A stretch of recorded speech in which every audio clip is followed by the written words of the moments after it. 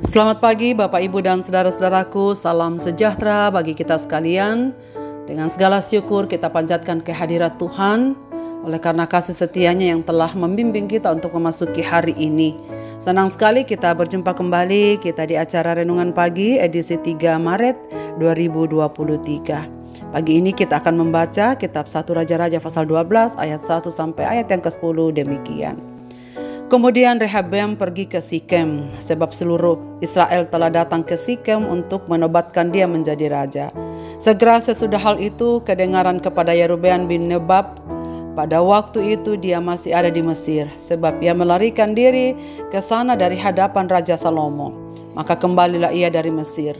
Orang menyuruh memanggil dia, lalu datanglah Yerobeam dengan segenap jemaat Israel dan berkata kepada Rehabeam, "Ayahmu telah memberatkan tanggungan kami, maka sekarang ringankanlah pekerjaan yang sukar yang dibebankan ayahmu dan tanggungan yang berat yang dipikulkannya kepada kami, supaya kami menjadi hambamu." Tetapi ia menjawab mereka, "Pergilah sampai lusa, kemudian kembalilah kepadaku." Lalu pergilah rakyat itu. Sesudah itu Rehabeam meminta nasihat dari para tua-tua yang selama hidup Salomo mendampingi Salomo ayahnya. Katanya, "Apakah nasihatmu untuk menjawab rakyat itu?" Mereka berkata, "Jika hari ini engkau mau menjadi hamba rakyat, mau mengabdi kepada mereka dan menjawab mereka dengan kata-kata yang baik, maka mereka menjadi hamba-hambamu sepanjang waktu." Tetapi ia mengabaikan nasihat yang diberikan para tua-tua itu. Lalu ia meminta nasihat kepada orang-orang muda yang sebaya dengan dia dan yang mendampinginya. Katanya kepada mereka, "Apakah nasihatmu supaya kita dapat menjawab rakyat yang mengatakan kepadaku, 'Ringankanlah tanggungan yang dipikulkan kepada kami oleh ayahmu'?" Lalu orang-orang muda yang sebaya dengan dia itu berkata, "Beginilah harus kau katakan kepada rakyat yang telah berkata kepadamu, 'Ayahmu telah memberatkan tanggungan kami, tetapi engkau ini berilah keringanan kepada kami.' Beginilah harus kau katakan kepada mereka, 'Kelingkingku lebih besar daripada pinggang ayahku.'" Awal yang baik, akhir yang tragis. Saudara-saudaraku, Salomo mengawali karirnya begitu cemerlang sebagai raja yang sangat mengesankan. Namun sayang, akhir hidup sangat memilukan. Kisahnya ditutup dengan kematiannya yang menyedihkan. Tidak ada catatan bahwa kematiannya diratapi oleh rakyat, diupacarakan sedemikian megah, dan ada penghormatan dan kebesaran sebagai seorang raja. Tidak ada juga catatan mengenai perpindahan tahta yang berlangsung dengan hormat dan penuh makna seperti ketika dia mendapatkan tahtanya dari Daud. Tidak ada penjelasan tentang Salomo diperkenan oleh Allah seperti Daud diperkenan oleh Allah sendiri. Salomo mati setelah memerintah atas Israel selama 40 tahun dan selama itu pula lah dia melewati masa pemerintahan yang penuh dengan hal-hal bermakna. Baik ketika Tuhan mengangkat dia maupun ketika dia jatuh ke dalam dosa yang menjatuhkan seluruh Israel, semuanya adalah bagian dari 40 tahun berkuasanya Salomo. Salomo, Raja Israel, mengawali tahta kerajaannya dengan hikmat surgawi dan mengakhirinya dengan kehancuran karena dosa dan penyembahan berhala. Kesan yang sangat negatif bahwa ia mati setelah berpoligami dengan 700 istri dan berbagai suku bangsa, dan 300 gundik dari penyembah berhala. Dari hikmat surgawi menuju kepada tipu daya berhala dan kejatuhan karena perempuan. Dari raja yang berkuasa dan berwibawa sebagai penerus tahta Daud, hingga menjadi raja kerdil yang mirip dengan Saul di dalam iri hati dan niat membunuh. Lalu bangkitlah anak-anak Salomo, yaitu Rehabeam, dilantik menjadi raja atas Israel di Sikem. Dan ketika mendengar bahwa Salomo telah mati, Yerobeam yang sebelumnya telah diurapi menjadi raja oleh Nabi Ahia datang juga ke Sikem. Di Sikem itulah dia membawa perkaranya dan para pengikutnya ke hadapan raja. Dia mengatakan bahwa Salomo telah memberikan tekanan yang terlalu keras bagi mereka. Salomo menindas mereka dengan terlalu berat.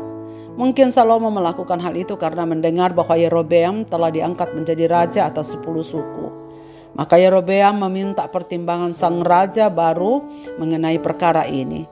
Setelah mendengar masukan dari Yerobeam, Rehabeam bertanya kepada para tua-tua negeri. Mereka memberikan jawaban yang sangat baik. Jawaban yang menunjukkan betapa baiknya keadaan rohani para tua-tua tersebut. Dalam ayat 7 mereka mengatakan supaya Rehabeam mengambil hati mereka dengan rela menjadi pelayan mereka, melayani bukan dilayani. Inilah konsep raja yang Tuhan inginkan sesungguhnya, yang ia kehendaki agar rakyat Israel perlakukan demikian. Konsep raja dalam rancangan Allah adalah sebagai pelayan bagi umat Tuhan. Mereka adalah gembala yang merawat para dombanya dengan setia. Mereka adalah orang-orang yang mau menjadi orang yang terkecil karena mereka telah diangkat menjadi yang terbesar. Konsep ini dimiliki oleh Daud dan itu menyebabkan betapa besar dia dikasihi oleh rakyatnya. Jika Rehabeam ingin rakyat yang loyal dan rela berjuang bersama dengan dia, maka Rehabeam harus menabur dahulu sebelum menua seperti yang dilakukan oleh Daud. Betapa bahagianya Rehabeam.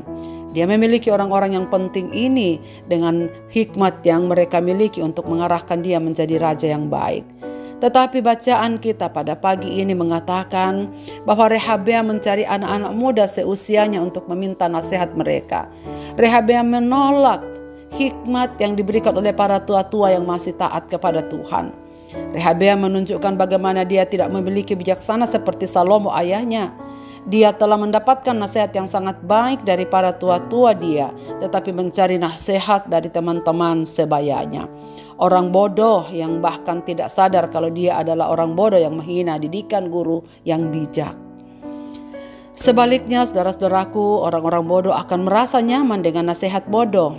Dan ternyata Rehabeam sangat menikmati hal itu. Para tua-tua menasihatkan Rehabeam untuk menjadi raja sebagai cara Tuhan. Tetapi orang-orang muda itu menasihatkan Rehabeam untuk menjadi raja sesuai dengan cara duniawi. Cara Tuhan adalah raja adalah pelayan, gembala yang merawat para domba. Cara dunia adalah raja yang menundukkan semua orang di sekitarnya, pemimpin yang mengandalkan kekuatan senjata dan kekerasan. Dan karena Rehabeam lebih memilih untuk menjadi raja seperti cara dunia ini, maka pemberontakan para buruh pun terjadi. Dan kacaulah keadaan itu sehingga rakyat terpecah menjadi dua, yang mengikut Rehabeam dan yang mengikut Yeroboam. Apa yang telah dipersatukan oleh Daud ternyata gagal di tangan anak-anak Salomo. Dengan demikian genaplah firman Tuhan yang telah disingkapkan kepada Salomo sebelumnya. Saudara-saudaraku, mari kita renungkan juga akhir hidup Salomo, akhir hidup yang sangat menyedihkan.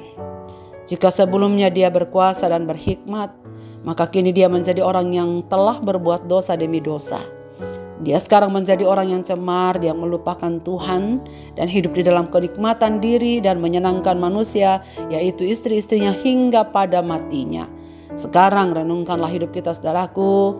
Mari kita dengan rendah hati di hadapan Tuhan, mengingat-ingat kembali bagaimana Tuhan pernah memakai kita untuk pekerjaan-pekerjaannya, untuk membangun sebuah keluarga, dan juga untuk mempercayakan anak-anak kepada kita.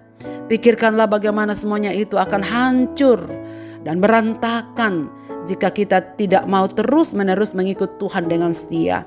Kiranya Tuhan menolong kita semua untuk memelihara hati yang bersih, perbuatan tangan yang diberkati Tuhan, dan perkataan yang jujur dan mempermuliakan nama Tuhan. Hanya dengan cara inilah kita akan tetap ada di dalam jalan Tuhan, memperkenan Dia di dalam sepanjang umur hidup kita. Marilah kita berdoa. Bapa di sorga, terima kasih banyak karena pagi ini kami sudah bangun melihat hari baru. Dan sebelum kami jauh menjalani kehidupan ini, kami berjumpa dengan Dikau dalam firman-Mu ini. Tuhan menuliskan kisah hidup Salomo bagi kami. Seorang raja yang pernah Tuhan pakai, tetapi pada akhirnya ia memilih untuk hidup tidak setia kepadamu.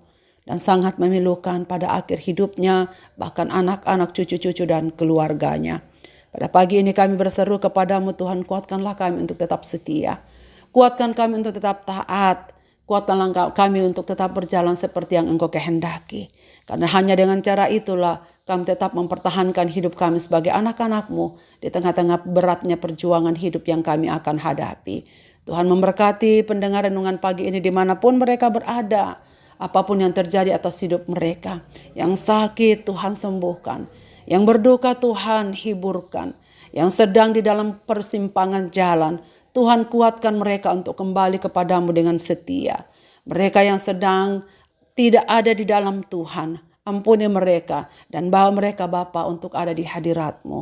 Lalu ke dalam tangan kasih-Mu Bapa kami serahkan hidup kami sepanjang hari ini. Dengar doa kami, dalam Kristus Tuhan kami berdoa. Amin. Selamat beraktivitas Bapak Ibu dan saudara-saudaraku. Tuhan Yesus memberkati kita sekalian.